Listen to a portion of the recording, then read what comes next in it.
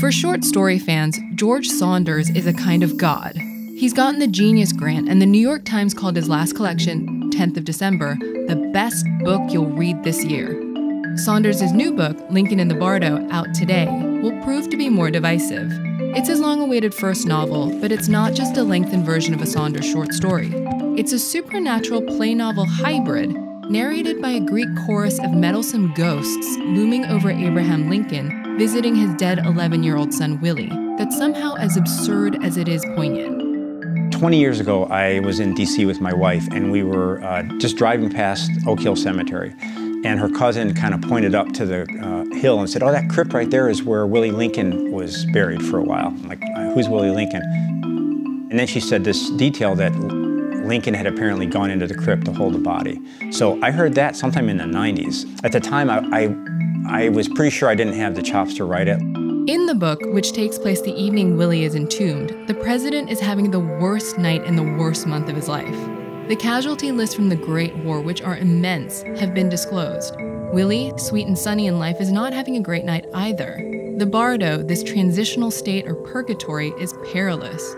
Ghosts, young and old, deteriorate there.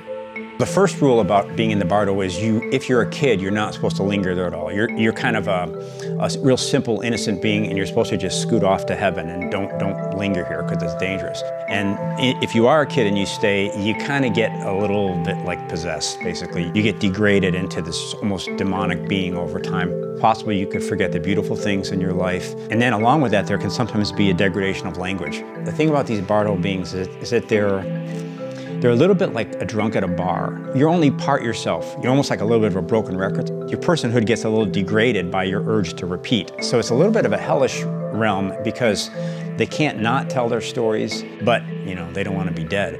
Saunders needed 166 narrators to create a sufficient cross-section of a war-torn America, including those of dead slaves in an unmarked mass grave. But what was tricky for the page became impossibly unwieldy for the audiobook.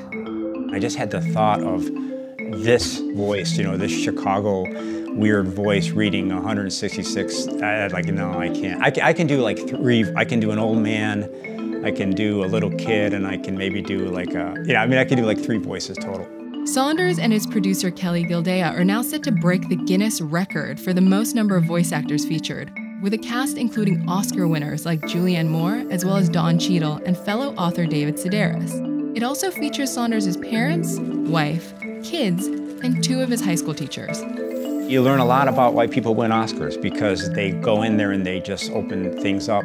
So I really like that, the idea that you could have a book about America, about this graveyard full of, a very diverse graveyard full of all kinds of ghosts, and then have that delivered by people from every walk of life and every job, and it's really wonderful to listen to.